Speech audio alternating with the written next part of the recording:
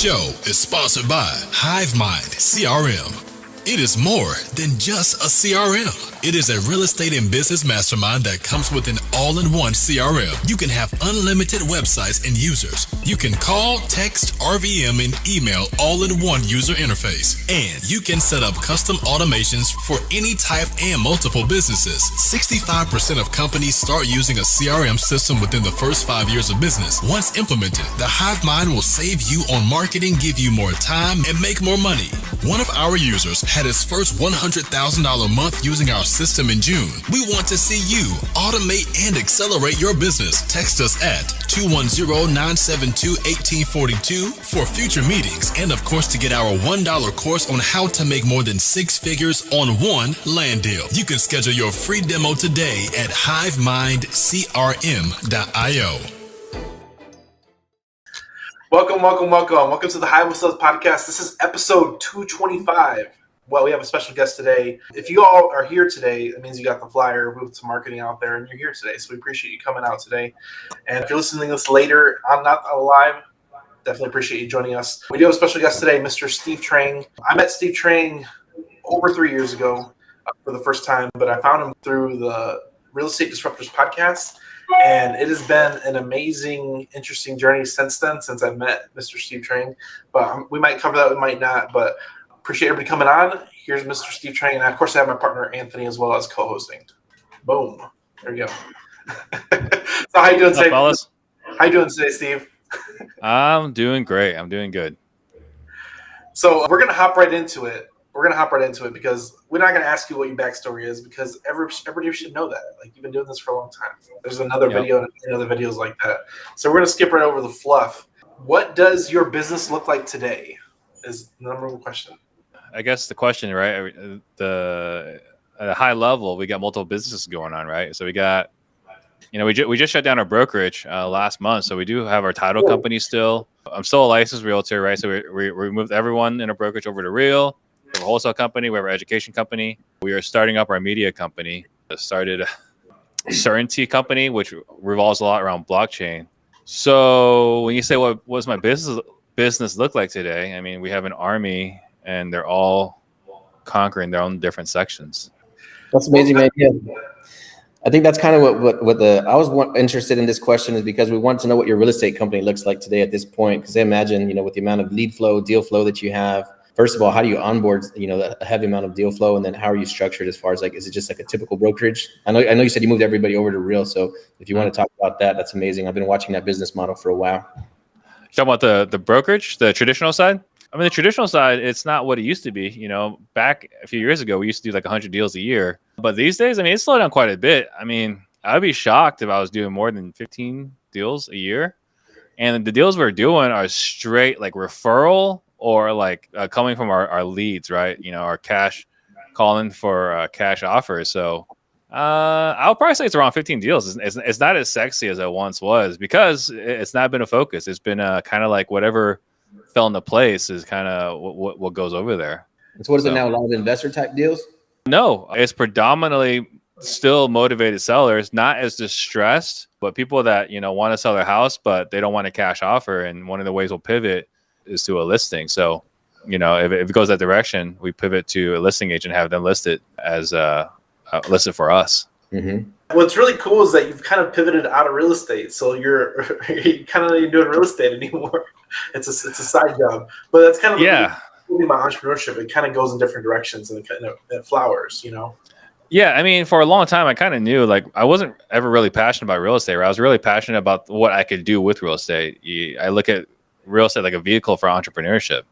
So I've always been an entrepreneur. The joke I've said for a long time is I love everything about real estate except for houses and people. So it was just a vehicle to express my entrepreneurial spirit. And real estate's a super high margin business, so it works. It's a lot more forgiving for mistakes and everything else. So that's the reason why I'm in real estate. I love serving people. I love helping people, but I don't like, dealing with complaints on a regular basis. So I'm where I need to be in my business so I can still help people without having to deal with the day-to-day irritations. What does your day-to-day look like right now, Steve? So what is your main focus then as far as business and entrepreneurship goes, and then how are you working with people and leveraging people? My day-to-day is predominantly running the leaders, right? Like working within the leaders. So, we do a lot of level 10 meetings. So on Monday, we have a level 10 meeting for the leadership team, which is the owners or the leaders of all the companies, right? So 9 a.m. every Monday, it's a leadership meeting with the leaders of all the companies. And then 10:30, we would do it for the wholesale company, and then 12 o'clock for the education company, right? Oh yeah, I forgot that was the other company, right? Education company. So on Mondays, we have 3 level 10 meetings. And then after that, I do our coaching calls, right? We have people in our coaching program, our mentorship program. So that's Monday. Tuesday, I have a couple of coaching calls. Wednesday is podcast day, is my favorite day of the week. And now Thursday and Friday, we have podcasts as well. We have Part in the Disruption we added for Thursdays and Certainty Talks on Fridays. But I would say a bulk of my time is dealt meeting with the leaders and helping them grow the companies and giving them the support that they need. So you said on the education company, is that real estate education? It's sales training. So we focus predominantly on sales. So we focus on, how to have a conversation with the homeowner from the moment they call in, or even when you're cold calling them, from the moment you cold call them until you close escrow. I think the conversation is so important. So we focus a lot on that. And then we are in the process of potentially branching out into sales management training because, it's great for all these hustlers that are getting sales, right? They're closing deals and so on. But at some point, you don't want to be doing the sales anymore, and you want to have salespeople. And I love my salespeople, but I hate managing them. And so we're rolling out a program where we're going to teach people how to identify great salespeople, how to onboard them, how to train them, how to manage them, and ultimately how to retain them. Because how many people have you talked to who've got great salespeople that become their competitor?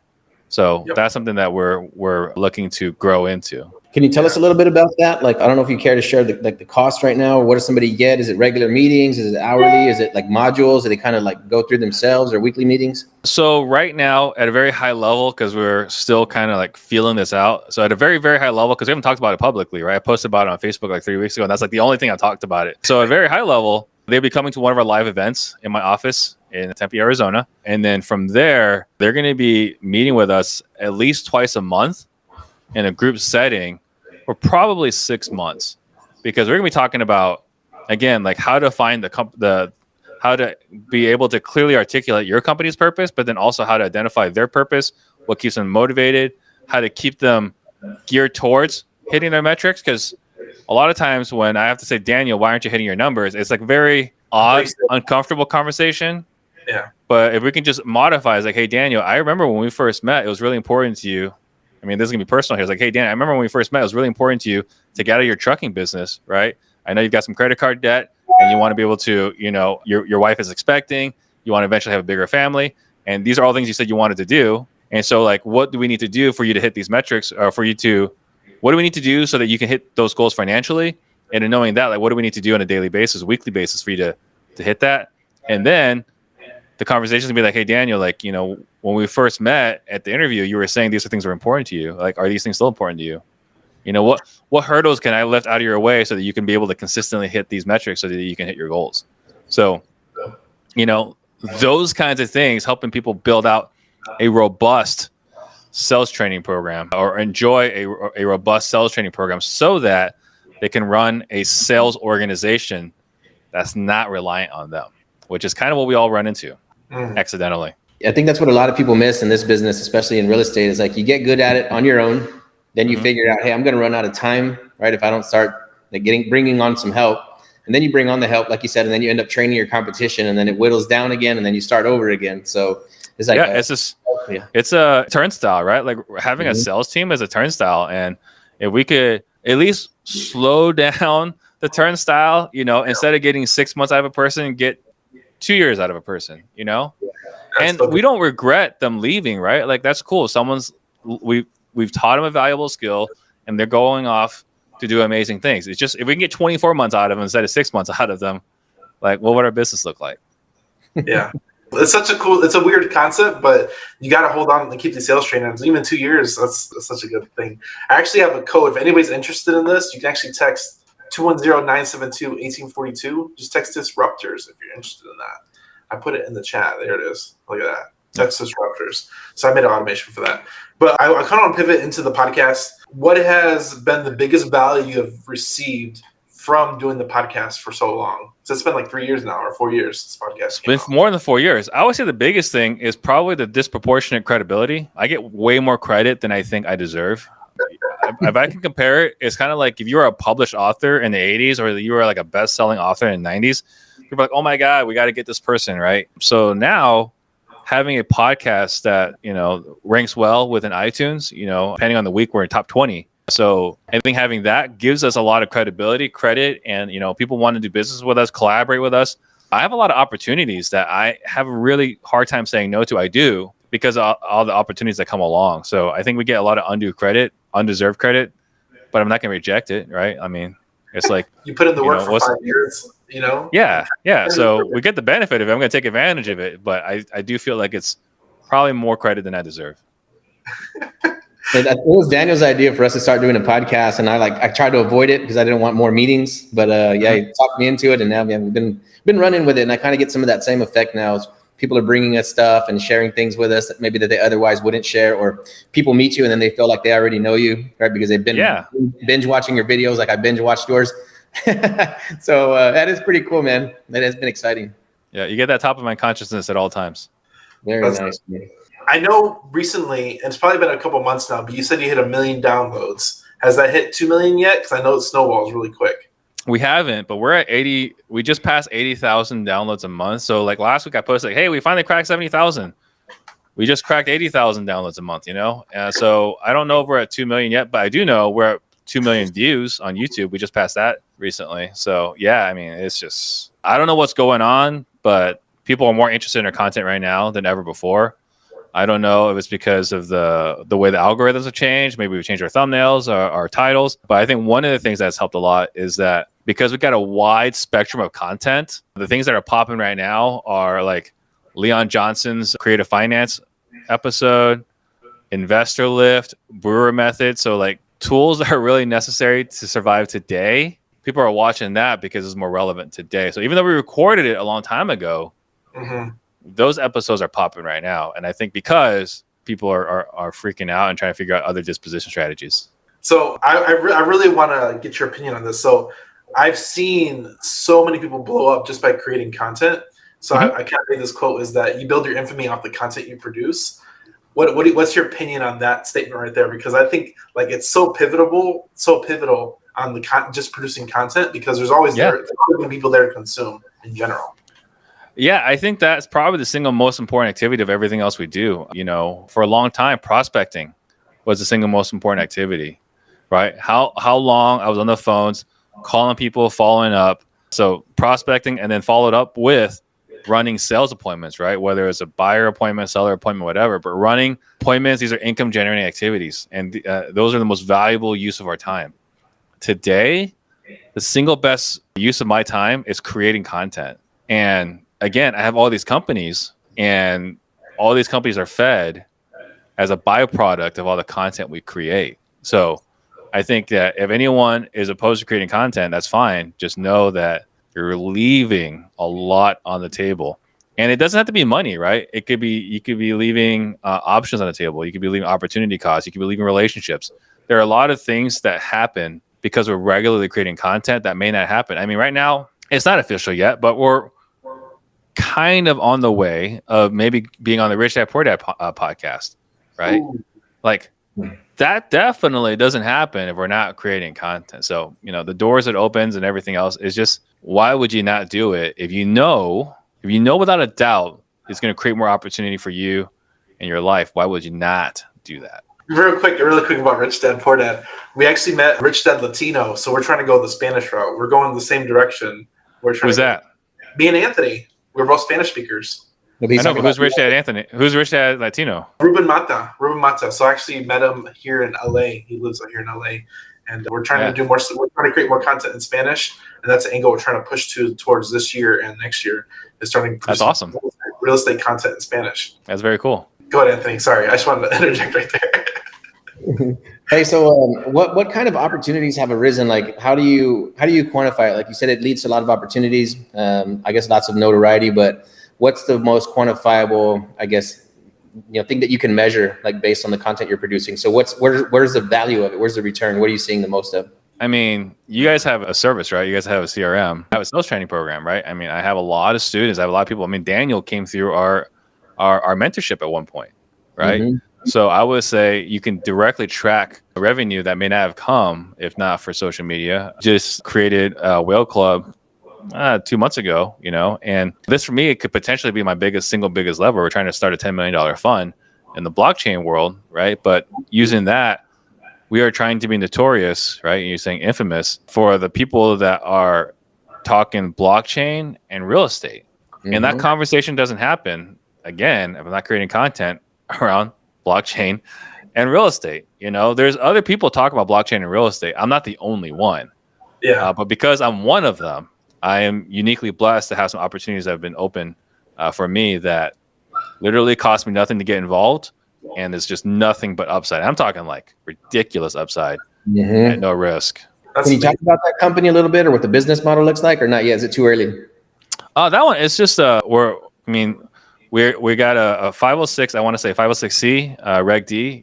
We're raising capital from people that are interested in investing in blockchain that don't have the slightest clue about it. They're too busy, right? But they see the upside, they see the potential.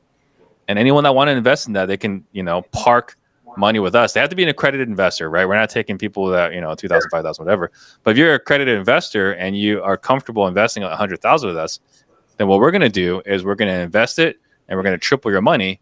And after you triple your money, we pay you back. If you want to do it again, great. But that's the avenue for someone that wants to invest with us. And by the way, I'm not the brains behind that operation. I'm a student. I'm investigating it. I'm testing but I'm making sure it makes sense, right? It's checking all my boxes for me. So I believe in it. I believe in the project. So, if anyone that's interested in investing in it, they can invest with us. And again, that's an opportunity that I wouldn't have if I wasn't out there creating content around, right, real estate and blockchain, right? I mean, you look at this. This is an NFT I bought at the beginning of this year, which, by the way, has crashed in value, right? I mean, it was I won't say it's a total bust, but it was a pretty big loss. But at the same time, if I didn't do that, right, if I'm not out there testing, learning, becoming not a subject matter expert, but someone that's competent and knowledgeable, these opportunities do not open up. Amazing, man. So just to make sure I'm clear on the business model, so they, I guess, invest in a token of some sort or coin. So they're parking their cash as like a fund. You're parking it in a fund, and then we're going to invest the money from the fund into a decentralized exchange. Oh, okay. I thought you were investing it into real estate. So this is going into that's eventually going to happen, but that's not a 2022 goal. That's a 2023 goal. Gotcha. Amazing, man. Yeah, I would definitely like more information on that, because we talked about that I think a year ago or more, and we're just an idea. So if you're running with something, we might like to follow. Oh yeah, I mean, again, right? Opportunities. We're having active conversation with someone who's already figured out how to tokenize real estate.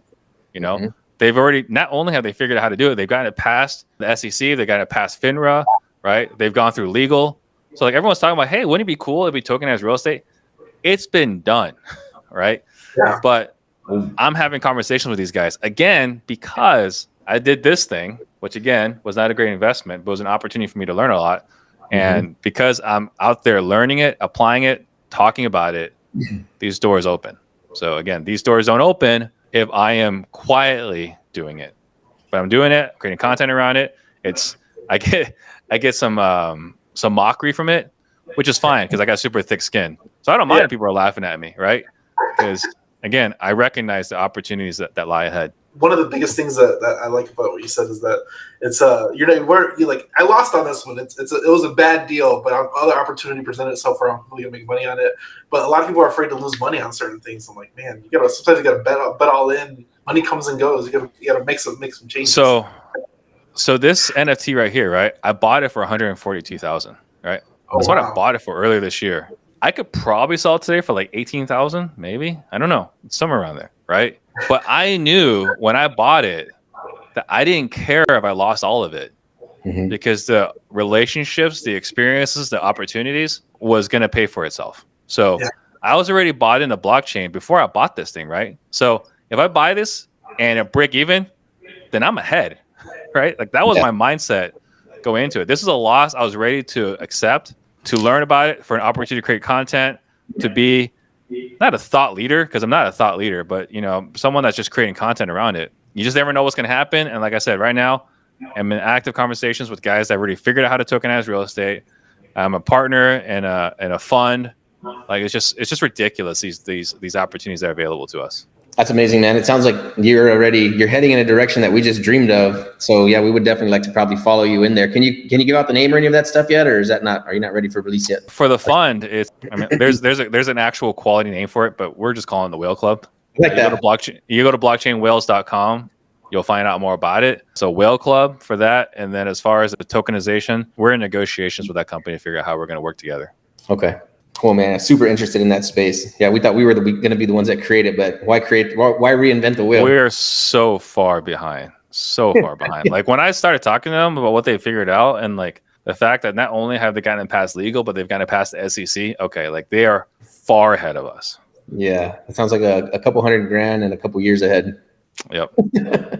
I was trying to put the Whale Club link down there. Hold on, type it. But blockchainwhales.com. It's not it's simple. Blockchainwhales.com. Blockchainwhales.com. All right. So you've interviewed a lot of people, and one of the benefits you get from interviewing high-level guests is you get high-level answers.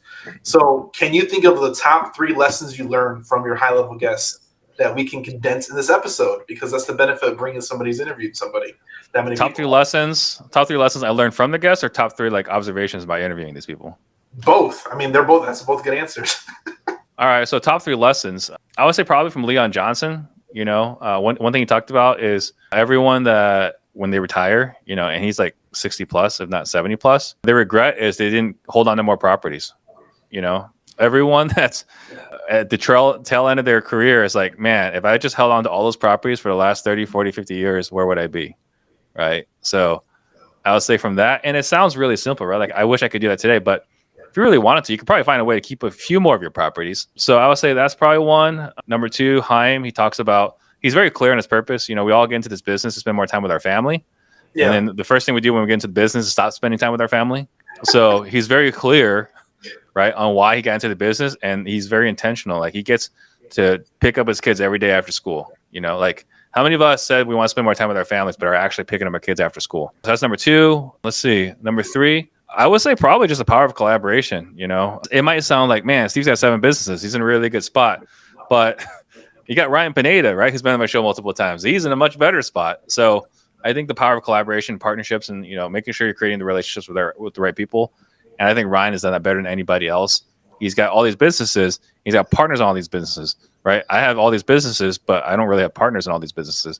And the result is he's got much more leverage, and he's made it a lot further in a much shorter period of time. So I would say that's probably a 3rd lesson. And as far as observations, grit, I think, is one of the most underrated, or things that we don't talk about a lot, but persistence, the desire to keep going after you get crushed. Like bad things happen to us as business owners, really negative things that like, can be, maybe you need to drink a little bit more, right? Or whatever. Last Friday, I don't very often do this. I mean, it's probably the 2nd time I've done it in my career, but like on Friday, I was like, I'm going to the casino. I'm going to play cards. Like I just had a really rough week. I'm just going to play some cards, right? That was last Friday. So I would say grit, the ability to continue when things, seem tough. B, let's see, the obsession. Everyone that I've had on the show has been obsessed with their craft, right? Maybe not obsessed with wholesaling. Most of them were. But if they weren't obsessed with wholesaling, they were obsessed with business and entrepreneurship. So I would say obsession is probably the 2nd one. And 3rd, I would say that a lot of them are resourceful, and part of that resourcefulness may come from coaching. I think that everyone that's had a lot of success, none of them figured it out themselves. None of them, right? All of them had someone mentor them somewhere along the way. Paid mentorship or not, I think most of them were. But if they weren't paid, then they learn by working from somebody. So I think they were all mentored. I would say probably our top 3 observations. And that's something that I've been talking a lot about lately, is that, I think there really is no one key to entrepreneurship. You just got to be able to take a lot of punishment. You got to be able to take a lot of pain, right? Lots of rejection, lots of like rebuilding yourself. So one day you're on top of the world. You feel like from here on out, it's going to be easy. And the next week you're crushed. So that's something that. No, you're going to keep suffering. Right? That's just reality. Because the alternative is you don't keep suffering, is you can stay where you're at, be complacent, and then watch someone else younger pass you by. So you're gonna have to keep going and keep growing, and as part of the price of growing is suffering. So I think that's it, right? You're always growing into a new person. So I've been wanting to launch this version of HiveMind called Hive Health, and we're talking about like how do top performers, entrepreneurs, people that are doing amazing. What do you do for self-care, for like personal? So like when you need to unwind, you mentioned playing cards, but is there any other kind of like rituals or like health things that you have that help you like reset your nervous system or heal your body to keep you in the game longer, mentally, physically? No, not really. I think that in some ways I'm kind of broken. I don't process stress most other people do. Mm-hmm. So it was a stressful week last week, but for the most part, I'm a pretty positive person. Mm-hmm. And I don't really, take a lot of, what's the word I'm looking for? Mental anguish. Yeah, I don't take a lot of mental anguish, right? Everything's a learning opportunity. And you hear that a lot from a lot of people, but I truly believe that. I truly take everything as a learning opportunity. It's like, okay, I learned that and let's move on, right? Like learn a lesson, don't do that again. You just got nerves still at this point. Yeah, I mean, I think I've been that way my whole life. I think that part of my personality, I'm not saying this is the right way or the wrong way, but a personality or a character attribute I have is infinite risk tolerance, right? And I think with infinite risk tolerance comes, taking losses like it's no big deal. Like I said, I planned, like if this thing went to zero, like I'm going to be fine. Like I had that going into it, So I think that with that, I don't require as much self-care. Now, what I do on a regular basis is, Monday, Wednesday, Friday, 5:30 a.m. I'm playing basketball, and then Tuesdays and Thursdays at 5:30 a.m. I'm at the gym working out. So I don't do that necessarily for self-care. Mm-hmm. I do enjoy playing basketball, but I do it predominantly to stay in shape because we do need to be healthy. We're going to be, successful and be able to be around long enough to, not only play with the kids, but play with the grandkids and hopefully live old enough to give wisdom to our great grandkids, So that's my goal. That's my aspiration. So in order to do all those things, I need to be healthy. So I work out. Yeah, I think that's kind of my go-to, man. If not, I feel the mental stress more if I'm not in the gym, multiple times per week. Yeah, I feel like the it's easier to get stressed, easier to get bogged down, and then you're beating yourself up instead of letting the business, beat you up. Yeah. It was kind of crazy because the first time I met Steve, he's like, "Oh, we're gonna run the mile at the park. Come meet us here at 6 a.m." And I'm like, "Let's go!" Like, all right, I'll show up. I definitely was not at pace with them, but they smoked. But luckily, those other people there that weren't as fast as Steve here because Steve was running. I wasn't fast. I've just been doing it for a while. So do you run often? No, I hate it. So yeah, well, once I found a 5:30 basketball crew, I stopped running, right? Because I enjoy basketball and I hate running. So once I found a group of people that play basketball at 5:30 in the morning, I just started doing that. Yeah, I'm like, give me a barbell, give me some rings, give me a pull-up bar or something. But just running is just brutal. I'm just not interested, at all. Yeah. Today there was a lot of running at CrossFit, and it was just miserable. Brought my daughter with me, and we were both just like, I hate this. Yeah, I'd definitely rather be sitting home, eating donuts, whatever. But it's not gonna lead to a lot of positive success. Yeah. One thing I was gonna ask about, man, because I feel like you're the kind of guy, right? You're a great dad, and I think you might think about stuff like this. What do you do as far as like legacy is concerned? Like, what kind of things should a person have in place as far as like, do you have any tips on that? Like, as far as like a living trust or how you might plan to like hand off your assets when the time comes? So everything we have is in family trust, and the goal is to be able to pass off that trust to our kids. We want to take advantage of, I can't remember the term right now, but basically we can depreciate all our assets and we can pass it on to them at full market value at no taxes, right? So that's the loophole that I fully plan on taking advantage of. Mm-hmm. So that's my plan. But as far as legacy, really what's the most important thing to me is not the money or the wealth, because they can squander it. I mean, you see it happen all the time, right? Like money doesn't last past 3 generations. For me, the single most important thing is that I create a family where all my kids, all 3 of my girls, are happy, well-adjusted human beings that are contributing citizens to society, right? If I can create that would be far more important than giving them money, right? Because money doesn't do anything. Wealth doesn't do anything if you don't know what to do with it. So for me, I want well-adjusted, happy, successful kids. And if they're not wealthy, but they're happy and well-adjusted, as a father, that's good enough for me. Heck yeah, dude. I agree, man. So I started taking my oldest daughter to the gym with me too, because I just want to like build up a little bit of mental toughness, confidence, that kind of stuff. Any parenting tips, man? I see you posting some stuff on Facebook from time to time, but what can you share with us dads out there that are trying to balance our lives between entrepreneurship and being a good dad? Like, is there something you do to go out of your way to help them grow that or develop that part of themselves? So every morning I dropped them off at school every single morning, and we listen to Darren Daily on the way there, right? And they hate it, but they're learning the lessons and they're learning the language. Mm-hmm. So every morning we listen to Darren Daily, and they have to summarize what they learned from that lesson, because if they don't, we watch it again. So now they get it right the first time. And after that, they can listen to whatever music they want. That's every day. Tuesdays and Wednesdays, I pick them up early, go to Kung Fu, go to piano. And then I don't do this nearly often enough, but I like to ask them over dinner, what are they grateful for today? And what did they do that was outside their comfort zone today? You know, so I want to hear those two things. Again, I don't do that enough, but the other thing I do is I'm very intentional to make sure that I'm not on my phone all the time when I'm at home. So I want to give them at least 30 minutes to an hour every night of quality time where I'm not distracted from my phone. So when we're at the dinner table, phone is not on the table. So they're not allowed to have their iPads on the table. I'm not allowed to have my phone on the table. So uninterrupted dinner every night. That's amazing, man. Yeah, that's a tough one. Like trying to get disconnected. So yeah, I'll make sure the same thing. If we go out, movies, dinner, everything, phone staying in the truck or staying at home. Yes, I do try to have that uninterrupted eye contact, that kind of stuff. And same thing for them, like no phones, no iPads, all that. Man. That's amazing. I think that's pretty powerful. And I think a lot of people aren't even thinking about that right now. We're just so used to it. There's 5 people at the table and everybody's like, weird. Oh, it's so depressing, right? Like I'm going out to dinner and I'm watching like these teenagers or young adults on dates, and they're on the phones all the time. Like, what are you learning about the other person? So different world we're living in.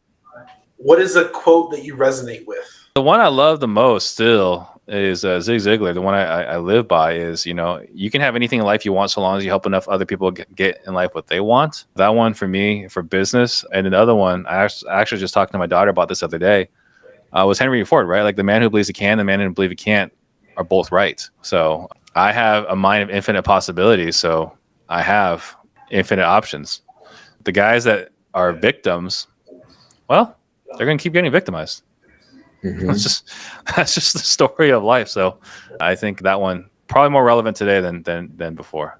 There's a quote, something like that too. I'm terrible at quotes, but it says something like the people that are always giving, they always have to give, and then the people that need are always needing, or something like that. Mm-hmm. Yeah. I mean, you get what you give. That's the truth. What is the impact you're trying to make on the world? What's like the end goal? Do you have like an end goal in mind? There's like the next step of like how much impact do I want to make? Because I think a lot of people, when you get to a certain point, you're just trying to make an impact after that point. Mm-hmm.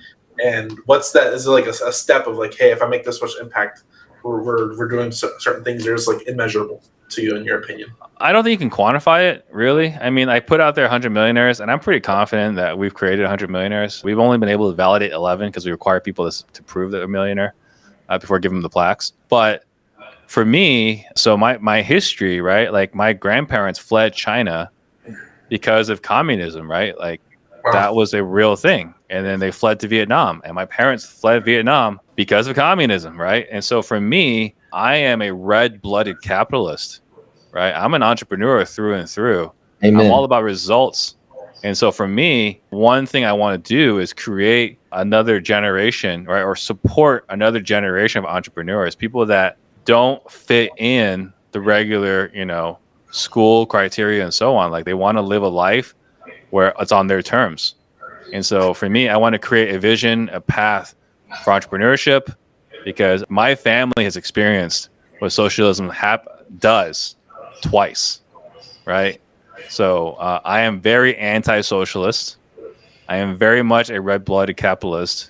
And so for me, my goal for impact is to create more entrepreneurs, because the more entrepreneurs we create, the better off we're going to be as a society. That's beautiful, man. That's kind of my cure. Is like, we got to spread the news. Like once I figured out how to make a good amount of money and land, I'm like, I'm teaching everybody. My dad's like, are you sure you want to teach your secrets? I'm like, damn right. I'm going to tell everybody. Yeah. Of course. Yeah. Hell yeah, dude. Hey, Steven, do you have any kind of spiritual practice at all? Meditation? Spiritual? Yeah. No. I probably should, but no. Really. I made you like a meditator or something. Wake up in the morning. No, I used to, right? I used to do the meditation, affirmations, the vision board, and everything else. And really, what works for me is just being surrounded by people that are doing big things. And so it keeps me motivated. You know, they say that comparison is a thief of joy. You hear that a lot. For me, comparison just shows me what's possible. And once I see it as a possibility, then I can decide whether I want to do it, whether I want to pursue it, whether I want to dedicate resources to it. So for me, I think just being in a mastermind full of people that are kicking your butt is the best thing for me mentally, because it motivates me, inspires me. And then again, I get to decide. That's the key we all have to remember, right? Take a step back and decide, is this something I want to pursue? 10 years ago, I was pursuing it right away at all costs. Now I slow down and figure out this is something I want in my life. It comes with that wisdom. Yeah. Hey, you screw up enough times.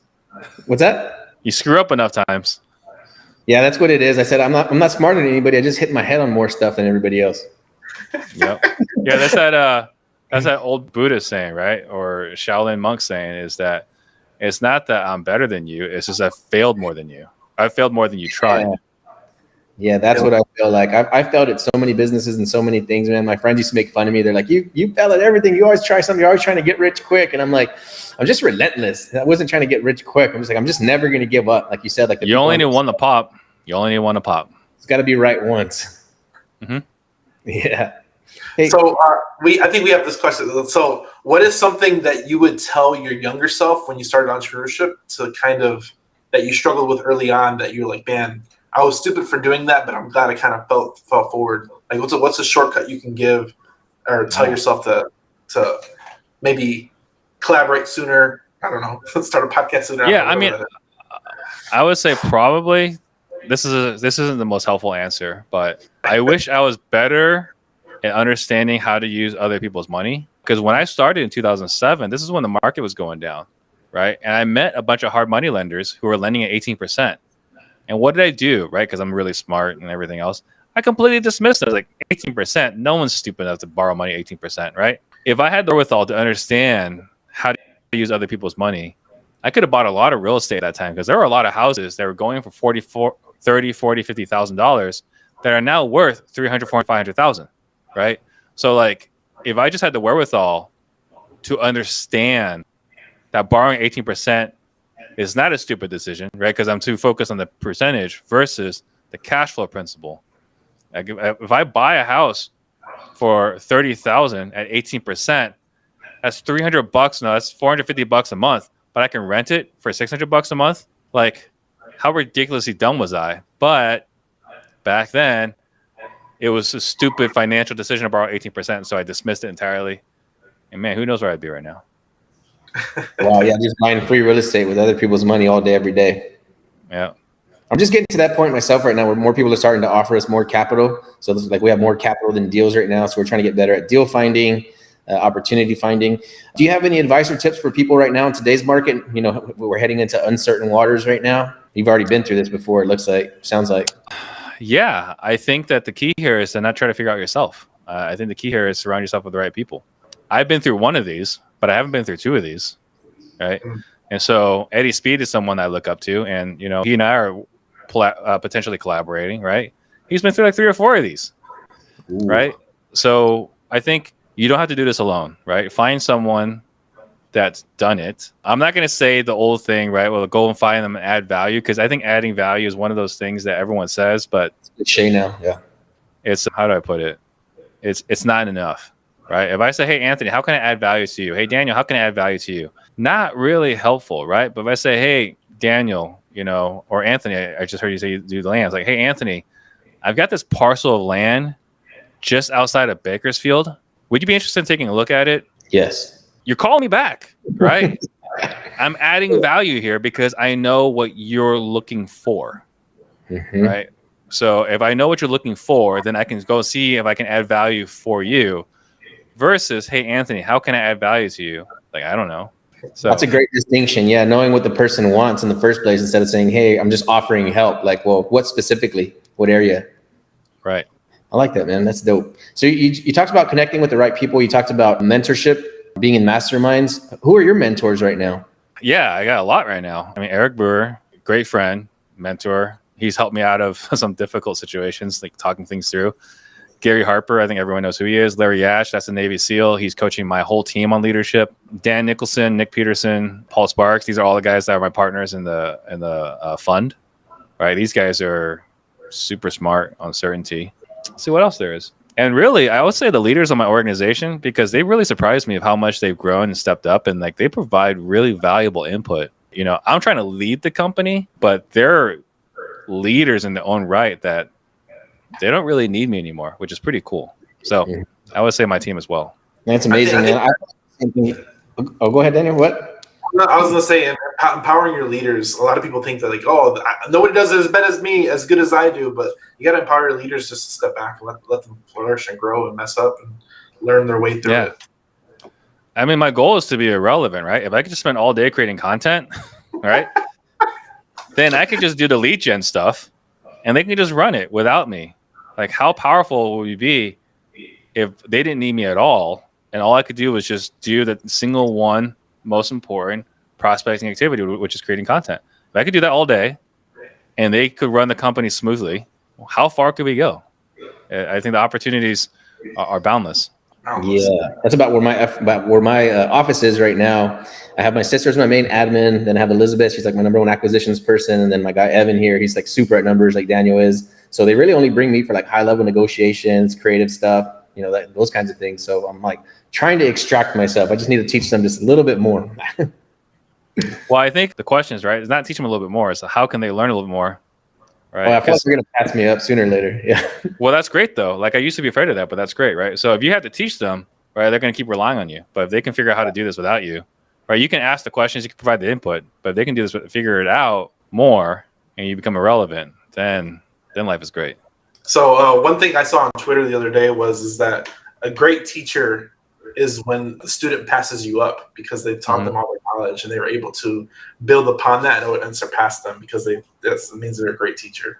So yeah. I think it's really good that you're trying to teach your people to become self-sufficient and even grow past the point where you are, and they're doing things more efficiently than you are, and they can to take the business to the next level. And as long as you have that business ability of leadership, even from behind the scenes, you can build a great organization. Yep. Infinite. Yeah. I mean, my goal, right, is just they just need 10 to 15 minutes from me a week. If we can get to that point, pretty solid. I'm working on that one too. I don't know if you know this, man. So my mentor is named Ryan McDonald. He's my main real estate mentor, and who's actually partners with Logan Fulmer, who was on your show. Mm-hmm. Oh yeah. Super smart dudes. Yeah, so just being around them since the beginning of my career has like accelerated me into the future. Yeah. So, I bet for sure. Yeah. Yeah, I'm hoping my team is feeling the effects too. But yeah, man, pretty good little group that we have here, man. Yep. So really appreciate your time. Sales training, I highly recommend Steve's sales training. I went through it. I still use some of his strategies, and I don't necessarily push it out myself. I'm like, I learned this from Steve Trang. If you want to I still use some of his techniques in some of my conversations, because now as you incoherently created leaders around you, just the impact you made, now I'm teaching other people to do the same thing. So it's kind of a snowball effect that I hope you feel for generations. You know, it's kind of cool. Absolutely. It's pretty cool. It's pretty cool to see, see the stuff that we're putting out there and seeing it impacting people. Seeing I think Ryan sent that message like, hey, I'll let you know, like, I became a millionaire watching your podcast. I know you never heard of me, but thank you. It's like, man, that's like a pretty cool message. So yeah. You definitely are making waves, man, for sure. Yeah, like I said, I have a special bonus for you. So with the hive mind we created, we've had 13 clients hit 6-figure months, and we're creating millionaires too. So it's a sub layer of creating millionaires. So hopefully you receive that benefit as well. Oh yeah, 100%. That's. I mean, again, right? Like that's like I'm sure the impact we've created, we probably created over 100. We just can't prove more than 11. Yeah. I'm gonna send. What do you got to do to do it up? Do you need like liquid cash or like assets that are paid off? Where do you hit $1 million? I need something signed off by your CPA. Says that I am Anthony's accountant, and I can verify that his net worth exceeds $1 million. Okay, and then also, like, what about for the show? What are the requirements for the show? Is it 100 a month? $1 million a year. $1 million a year.